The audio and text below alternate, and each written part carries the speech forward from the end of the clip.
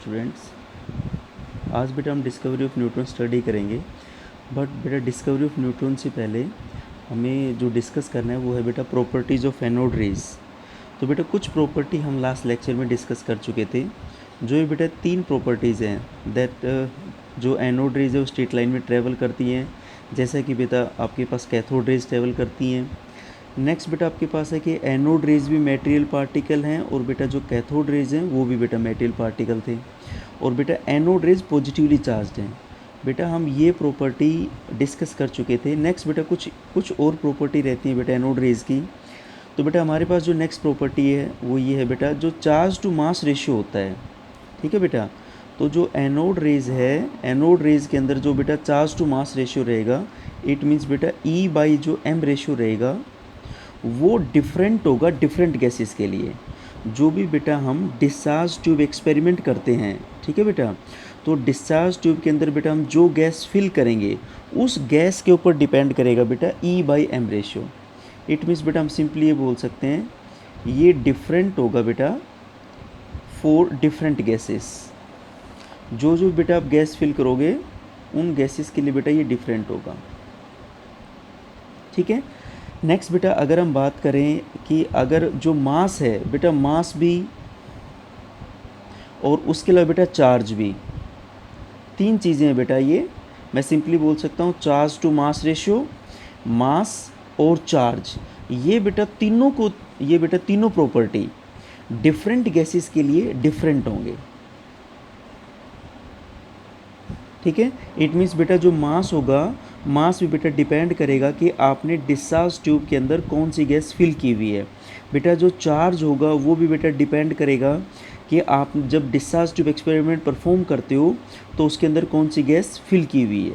और बेटा charge to mass ratio बेटा डिपेंड करेगा कि जब बेटा आप डिस्चार्ज ट्यूब एक्सपेरिमेंट करते हो तब आपने कौन सी गैस डिस्चार्ज ट्यूब के अंदर फिल की हुई है। ठीक है। तो बेटा तीनों प्रॉपर्टी डिफरेंट होंगी for different gases। अब जैसे फॉर एग्जांपल बेटा अगर हम हाइड्रोजन गैस की बात करते हैं, फॉर एग्जांपल बेटा अगर मैं हाइड्रोजन गैस फिल करता हूँ, जो बेटा मैं डिस्चार्ज ट्यूब एक्सपेरिमेंट है, और डिस्चार्ज ट्यूब एक्सपेरिमेंट आपको पता है कि हम एक 60 सेंटीमीटर लॉन्ग ग्लास की ट्यूब लेते हैं, उसके बेटा दोनों एंड क्लोज कर देते हैं। ठीक है। यहाँ पे बेटा एक साइड ट्यूब लगाते हैं जिसको हम वैक्यूम से कनेक्ट कर देते हैं। जितना हमें प्रेशर रिड्यूस करना है बेटा उतना प्रेशर हम यहाँ पे रिड्यूस कर लेते हैं। ठीक है। इसको हम वैक्यूम से कनेक्ट कर देते हैं।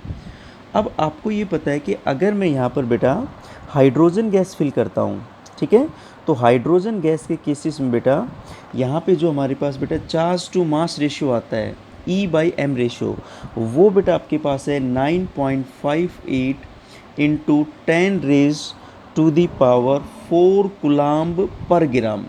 ये बेटा जो रेशियो आता है ये आपके पास हाइड्रोजन गैस के केस में आता है बेटा। तो हाइड्रोजन गैस के केस में बेटा जो चार्ज टू मास रेशियो है that is 9.58 into 10 raise to the power 4 coulomb per gram है। ठीक है बेटा। तो बेटा यहाँ से हम, और जो बेटा इसके ऊपर चार्ज है, चार्ज में सिर्फ बेटा ये फ़र्क होता है कि अगर हम ये बेटा हाइड्रोजन गैस लेते हैं तो जैसे बेटा इलेक्ट्रॉन का चार्ज आपके पास था -1.6 इंटू 10 की पावर -19 कूलम्ब। तो बेटा यहाँ पर सिर्फ डिफरेंस ये होगा कि प्रोटॉन तो पॉजिटिव चार्ज पार्टिकल है, तो बेटा ये चार्ज प्लस हो जाएगा, दैट इज़ प्लस 1.6 इंटू 10 की पावर -19 कूलम्ब। तो यहाँ पर बेटा अगर हम मास निकालना चाहें तो बेटा मास हम कैसे निकाल सकते हैं, that is E divide by E by M। ठीक है बेटा। तो E जो बेटा हमारे पास है चार्ज, जो प्रोटॉन के ऊपर चार्ज है वो बेटा है 1.6 इंटू 10 की पावर -19 कूलम्ब, ये प्लस चार्ज होता है बेटा। और जो बेटा E बाई M की वैल्यू है ये बेटा आपके पास है 9.58 into 10 raise to the power 4 coulomb per gram. तो जब बेटा आप इसको सोल्व करोगे तो आपके पास वैल्यू आएगी बेटा 1.674 into 10 raise to the power -24 gram. It means बेटा अगर हम इस डिस्चार्ज ट्यूब के अंदर हाइड्रोजन गैस फिल करते हैं तो वहाँ पर ओबियसली बात है बेटा जब हाइड्रोजन गैस फिल करेंगे बेटा, तो यहाँ से जब इस हाइड्रोजन गैस के एटम पे कैथोड रेज या बेटा इलेक्ट्रॉन का बम्बार्डमेंट होगा तो क्या बनेगा, प्रोटॉन बनेगा H पॉजिटिव आयन, और बेटा इलेक्ट्रॉन बाहर निकलेगा। ये बेटा जो H पॉजिटिव आयन है यही पॉजिटिवली चार्ज पार्टिकल है, इन्हीं को हम एनोड रेज बोलेंगे बेटा। और बेटा इनका मास कितना होगा आपके पास, 1.67 बेटा, आप नियरली इंक्लूड करो, इंटू 10⁻⁻24 ग्राम। अब बेटा हम सिंपली ये बोल सकते थे कि भाई जो प्रोटॉन हमारे पास, प्रोटॉन को बेटा हम सिंपली क्या बोल रहे हैं, दैट इज़ ये एक फंडामेंटल पार्टिकल है, दैट इज़ फंडामेंटल पार्टिकल। दूसरी बात बेटा, प्रोटॉन फंडामेंटल पार्टिकल के साथ साथ अगर हम यहाँ पे बेटा मास की बात करें तो बेटा यहाँ पे मास होगा 1 unit positive charge, 1 unit positive charge. अगर बेटा हम 1 यूनिट पॉजिटिव चार्ज है, सॉरी चार्ज बेटा जो आपके पास है वो बेटा 1 यूनिट पॉजिटिव चार्ज है, और जो बेटा इसका मास है, मास बेटा नियरली हाइड्रोजन एटम के बराबर है। ये जो प्रोटॉन बना है आपके पास, इसका जो बेटा मास है वो नियरली हाइड्रोजन एटम के बराबर है। तो बेटा प्रोटॉन एक फंडामेंटल पार्टिकल है, ठीक है, क्योंकि बेटा हम हाइड्रोजन गैस जब फिल करते हैं तो प्रोटॉन तो बनेगा। प्रोटॉन को बेटा हम सिंपली बोल सकते हैं हाइड्रोजन विदाउट इलेक्ट्रॉन, क्योंकि बेटा हाइड्रोजन का एटॉमिक नंबर 1 है, और बेटा जब इसने एक इलेक्ट्रॉन लूज़ कर दिया तभी तो प्रोटॉन बना। तो proton means hydrogen without electron. तो बेटा एक फंडामेंटल पार्टिकल है, इसके ऊपर जो बेटा चार्ज होगा वो 1 unit positive charge, 1 unit positive charge का मतलब हो गया बेटा प्लस 1.6 10⁻⁻19 कूलम, और जो बेटा इसका मास होगा वो नियरली हाइड्रोजन एटम के बराबर होगा। ठीक है बेटा।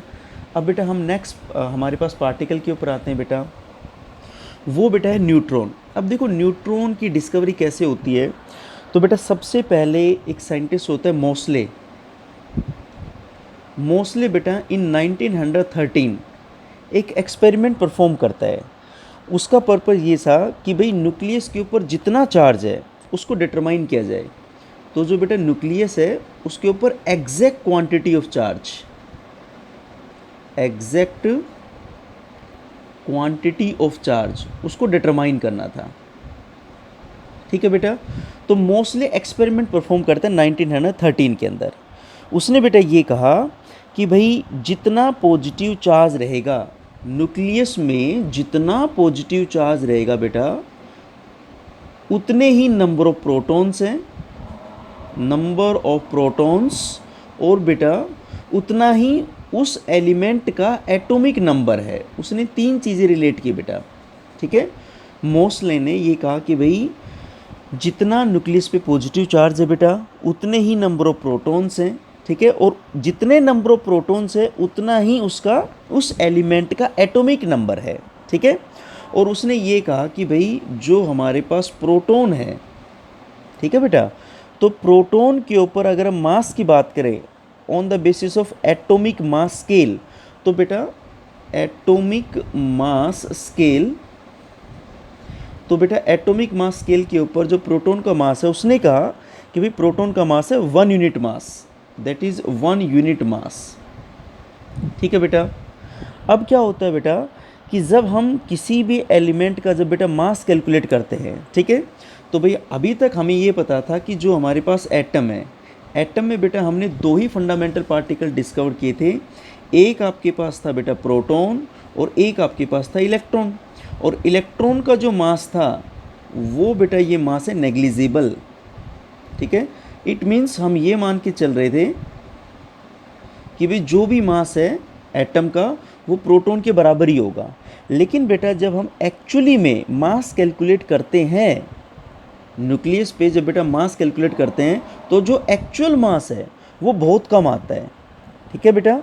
हाइड्रोजन को छोड़ देना, एक्सेप्ट हाइड्रोजन, हाइड्रोजन को छोड़ के बेटा अगर हम कोई भी एलिमेंट लेते हैं तो उसका जो एक्चुअल मास है, उस एटम का जो बेटा एक्चुअल मास है, ठीक है ना बेटा, तो एक्चुअल मास से उसका मास कम आता है।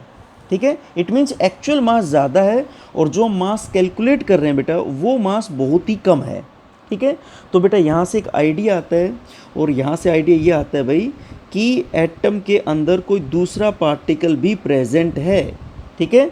तो यहाँ पर बेटा अब चैडविक साइंटिस्ट आता है, चैडविक, और चैडविक बेटा इन 1932 एक्सपेरिमेंट परफॉर्म करता है, ठीक है। वही बेटा जिसको हम बोल सकते हैं डिस्चार्ज ट्यूब एक्सपेरिमेंट, या हम सिंपली बोल सकते हैं स्कैटरिंग, डिस्चार्ज ट्यूब एक्सपेरिमेंट नहीं बेटा, स्कैटरिंग एक्सपेरिमेंट परफॉर्म करता है ये परफॉर्म करता है बेटा हमारे पास, that is scattering experiment, that is scattering experiment. अब ये स्कैटरिंग एक्सपेरिमेंट क्या है बेटा, ये मैं आपको बताता हूँ। तो चैडविक बेटा जो स्कैटरिंग एक्सपेरिमेंट परफॉर्म करता है, ये सिंपली क्या करता है बेटा, कुछ लाइट एलिमेंट लेता है, जैसे बेटा इसने लिया बेरिलियम, इसने लिया बेटा बोरोन, और बेटा इस लाइट एलिमेंट के ऊपर जो अल्फा पार्टिकल्स है इनका बम्बार्डमेंट करवाता है ये, ठीक है। जैसे बेटा अगर मैं बात करूं कि ये मेरे पास बेरिलियम है और बेरिलियम एक लाइट एलिमेंट है, बेटा जो बेरिलियम है एटॉमिक नंबर 4 है, एटॉमिक मास इसका 9 है, और बेटा जब इस बेरिलियम के ऊपर ये अल्फा पार्टिकल का बम्बार्डमेंट करवाएगा, ठीक है, इसके ऊपर अल्फा पार्टिकल, और अगर हम बेटा बात करें अल्फा पार्टिकल क्या है, तो बेटा आपके पास जो अल्फा पार्टिकल है वो हीलियम न्यूक्लियस है, it means atomic number 2, atomic mass 4, ठीक है बेटा। तो जब बेरिलियम के ऊपर बेटा अल्फा पार्टिकल टकराएंगे तो बेटा ये कन्वर्ट हो जाएगा कार्बन एटम में, प्लस बेटा एक न्यूट्रल पार्टिकल यहाँ से, ठीक है बेटा, एक न्यूट्रल पार्टिकल यहाँ से इमिट होता है, यहाँ से बेटा जो न्यूट्रल पार्टिकल इमिट हो रहा है उसको हम बोल रहे हैं न्यूट्रॉन। तो ये एक न्यूट्रल पार्टिकल इमिट होता है, न्यूट्रल पार्टिकल मीन्स बेटा इसके ऊपर जो चार्ज है वो बेटा जीरो है, इट मीन्स सिंपली हम बोल सकते हैं भाई न्यूट्रल पार्टिकल का मतलब हो गया कि बेटा जो इसके ऊपर चार्ज है वो आपके पास जीरो है, ठीक है। अब ध्यान से देखना बेटा, अब अगर हम बात करें कि बेरिलियम था, इसके ऊपर बेटा अल्फा पार्टिकल का बम्बार्डमेंट हुआ, ये बेटा कन्वर्ट हो गया कार्बन एटम, और आपको पता है कार्बन एटम, कार्बन का मास बेटा कितना होगा 6, एटॉमिक नंबर 6, और बेटा एटॉमिक मास कितना हो जाएगा कार्बन का 12। और ये जो बेटा हमने ऑब्जर्व किया कि ये जो न्यूट्रल पार्टिकल इमिट हो रहा है इसका मास नियरली प्रोटॉन के मास के बराबर है, ठीक है। तो इट मीन्स अगर हम इसका रिलेटिव चार्ज लें बेटा, तो रिलेटिव बेटा अगर हम इसका मास लेते हैं, चार्ज तो जीरो हो गया, तो बेटा इसका जो मास आएगा वो प्रोटॉन के मास के बराबर आएगा। तो बेटा इसको मैंने 0 लिखा और 1 लिखा, ये बेटा न्यूट्रॉन को इंडिकेट करने का मेथड होता है, ठीक है, that is neutron 0 and 1। It means बेटा इसके ऊपर चार्ज तो 0 है, बेटा इसका मास कितना है 1 है, मतलब नियरली प्रोटॉन के बराबर है। सिमिलरली बेटा जैसे अगर हम बोरोन लेते हैं बेटा, और बेटा इस बोरोन के ऊपर अगर अल्फा पार्टिकल का बम्बार्डमेंट होता है, ये हमारे पास अल्फा पार्टिकल है बेटा, बेटा बोरोन है, बोरोन का एटॉमिक नंबर 5, और बेटा एटॉमिक मास इसका कितना होगा 11, ठीक है बेटा। अल्फा पार्टिकल आपको पता ही है हीलियम न्यूक्लियस होता है, एटॉमिक नंबर 2, एटॉमिक मास 4 बेटा। तो यहाँ पर बेटा जब बोरोन के ऊपर बेटा बम्बार्डमेंट होता है तो बेटा ये कन्वर्ट होता है नाइट्रोजन एटम के अंदर, प्लस बेटा न्यूट्रल पार्टिकल इमिट होता है जिसके ऊपर कोई चार्ज नहीं होता है, जिसका मास नियरली प्रोटॉन के बराबर है बेटा। तो बेटा इसको हम इंडिकेट करेंगे दैट इज़ 0 and 1। नाइट्रोजन की बेटा अगर हम बात करें तो nitrogen atomic number 7, atomic mass 14, ठीक है बेटा। तो यहाँ पर जो अगर हम बात करें कि न्यूट्रॉन डिस्कवर किसने किया, ये बेटा चैडविक ने किया था, ठीक है। जो आइडिया आता है वो सबसे पहले मोस्ले ये बेटा आइडिया देता है, क्योंकि बेटा मोस्ले ट्राई करता है कि भाई न्यूक्लियस के ऊपर जितना पॉजिटिव चार्ज है उसकी एग्जैक्ट क्वांटिटी को डिटरमाइन किया जाए। फिर बेटा पॉजिटिव चार्ज डिटरमाइन करने के बाद अब ये आता है कि भाई चलो जो भी हमारे पास एलिमेंट है इसका मास कैलकुलेट किया जाए। लेकिन बेटा जब हम मास कैलकुलेट करते हैं तो जो एक्चुअल मास होता है उससे मास कम आता है किसी भी एलिमेंट का। तब बेटा यहाँ से आइडिया आता है कि भाई जो न्यूक्लियस है, जो एटम है, ठीक है ना, मतलब न्यूक्लियस के अंदर कोई और भी दूसरा पार्टिकल प्रेजेंट है जिसके ऊपर चार्ज तो नहीं है, क्योंकि बेटा एटम इलेक्ट्रिकली न्यूट्रल है। अगर चार्ज होगा तो एटम इलेक्ट्रिकली न्यूट्रल नहीं हो पाएगा, लेकिन उसके ऊपर मास ज़रूर है। तो अब बेटा चैडविक स्कैटरिंग एक्सपेरिमेंट परफॉर्म करता है। स्कैटरिंग एक्सपेरिमेंट के अंदर बेटा ये बेरिलियम और बोरोन के ऊपर बम्बार्डमेंट करवाता है अल्फा पार्टिकल्स का, और तब बेटा एक पार्टिकल इमिट होता है, पार्टिकल बाहर निकलता है जिसके ऊपर चार्ज जीरो होता है लेकिन उसका मास प्रोटॉन के बराबर होता है बेटा। और बेटा अगर हम कंपेयर करें न्यूट्रॉन और प्रोटॉन का एक्चुअल मास, तो बेटा ये थोड़ा सा डिफरेंस है, बहुत ही स्लाइट डिफरेंस। दैट इज़ अगर बेटा मैं बात करता हूँ एक्चुअल मास ऑफ प्रोटॉन, बेटा ये वैल्यू है दैट इज़ 1.672 इंटू 10⁻⁻24 ग्राम। और बेटा अगर मैं बात करता हूँ that is actual mass of neutron, तो बेटा ये जो हमारे पास वैल्यू आती है ये स्लाइटली मोर है, वेरी स्लाइट, 1.672 की जगह बेटा 1.674 इंटू 10⁻⁻24 ग्राम। अब बेटा जो हम फंडामेंटल पार्टिकल वो डिस्कस कर चुके हैं, अब बेटा हमारे पास जो कंसेप्ट आता है वो बेटा कंसेप्ट ये है कि भाई जितने भी ये सब एटॉमिक पार्टिकल है, वैसे तो बेटा 35 सब एटॉमिक पार्टिकल हैं, लेकिन 35 में जो हमारे पास 3 फंडामेंटल पार्टिकल है दैट इज़ इलेक्ट्रॉन बेटा, प्रोटॉन और न्यूट्रॉन, ये एटम में अरेंज कैसे हैं। इट मीन्स बेटा हाँ अब हम डिस्कस कर रहे हैं बेटा that is model of atom. तो बेटा अगर हम मॉडल ऑफ एटम की बात करें बेटा that is model of atom, तो बेटा एक जो सबसे पहले अर्लियर जो मॉडल है वो बेटा आपके पास ये था कि दैट इज़ थॉमसन मॉडल, जो आप 10th क्लास में बेटा स्टडी किया होगा आपने, that is Thompson model of atom. और थॉमसन मॉडल बेटा बहुत ही सिंपल सा मॉडल है। थॉमसन बेटा सिंपली ये कहता है कि भाई जो एटम है वो एक पॉजिटिव चार्ज का स्फीयर है, ठीक है। इट मीन्स बेटा इस पूरे एटम के ऊपर पॉजिटिव चार्ज प्रेजेंट है, और बेटा इस पॉजिटिव चार्ज जो एक पॉजिटिव चार्ज का जो स्फीयर है इसके बेटा बीच बीच में इलेक्ट्रॉन्स प्रेजेंट हैं, इलेक्ट्रॉन्स एम्बेडेड है, ठीक है। और उसने कहा कि जितना पॉजिटिव चार्ज है उतने ही नंबर ऑफ इलेक्ट्रॉन्स होंगे। इट मीन्स जो आपके पास एटम है वो बेसिकली इलेक्ट्रिकली न्यूट्रल होगा। बेटा इस बात को तो इसने प्रूव कर दिया कि एटम इलेक्ट्रिकली न्यूट्रल है। इट मीन्स पॉजिटिव चार्ज और नेगेटिव चार्ज बेटा दोनों बराबर है। और सिंपली बस ये बेटा ये कहता है कि एटम क्या है, एक स्फीयर है पॉजिटिव चार्ज का, स्फीयर है बेटा किसका, पॉजिटिव चार्ज का। जब न्यूट्रलिटी की बेटा बात आई तो इसने सिंपली ये कह दिया कि भाई जितना पॉजिटिव चार्ज है उतने ही ऑब्वियसली बात है नेगेटिव चार्ज है, क्योंकि आपको पता है 1 इलेक्ट्रॉन्स मीन्स बेटा 1 नेगेटिव चार्ज, ठीक है। और बेटा इसको इसने कंपेयर किया, दैट इज़ हम बोल सकते हैं वाटरमेलन मॉडल, या बेटा इसने कंपेयर किया प्लम पुडिंग। ये बहुत सिंपल सी बात है बेटा, ठीक है।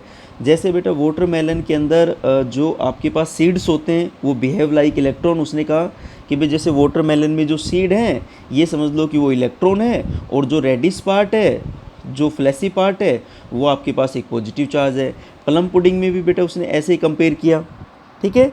अब बेटा ये कोई ज़्यादा इम्पोर्टेंट मॉडल नहीं था, ये तुरंत बेटा फेल हो गया। इसकी जो सबसे बड़ी लिमिटेशन थी वो बेटा लिमिटेशन ये थी कि ये एक स्टेशनरी मॉडल है, स्टेशनरी मॉडल। अब यहाँ पे स्टेशनरी मॉडल का मतलब क्या है, इसने बेटा इलेक्ट्रॉन के मूवमेंट में तो बात की नहीं, या हम बोल सकते हैं एक स्टैटिक मॉडल है, स्टैटिक मॉडल। स्टेशनरी बोलो या आप बोल सकते हो दैट इज स्टैटिक मॉडल।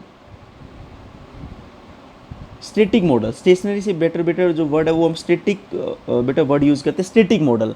यहाँ पर बेटा स्टैटिक मॉडल का मतलब ये था कि इसने इलेक्ट्रॉन के मूवमेंट के बारे में कोई बात ही नहीं की।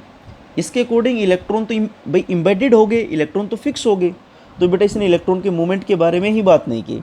दूसरी बेटा अब इसके बाद होता क्या है कि एक साइंटिस्ट आता है रदरफोर्ड, ठीक है बेटा, और रदरफोर्ड जो साइंटिस्ट है वो कुछ स्कैटरिंग एक्सपेरिमेंट करता है, ठीक है। इन 1911 में बेटा कुछ रदरफोर्ड स्कैटरिंग एक्सपेरिमेंट करता है, और ये जितने भी स्कैटरिंग एक्सपेरिमेंट बेटा रदरफोर्ड करता है उन किसी भी स्कैटरिंग एक्सपेरिमेंट को जो एक्चुअली में रदरफोर्ड ने परफॉर्म किए हैं, एक्सपेरिमेंट किया बेटा, ये एक्सप्लेन ही नहीं कर पाया कि भाई जो भी रदरफोर्ड ने स्कैटरिंग एक्सपेरिमेंट किए उनके डाटा को बेटा ये थॉमसन मॉडल एक्सप्लेन नहीं कर पाया, इसीलिए बेटा ये मॉडल रिजेक्ट कर दिया गया, ठीक है।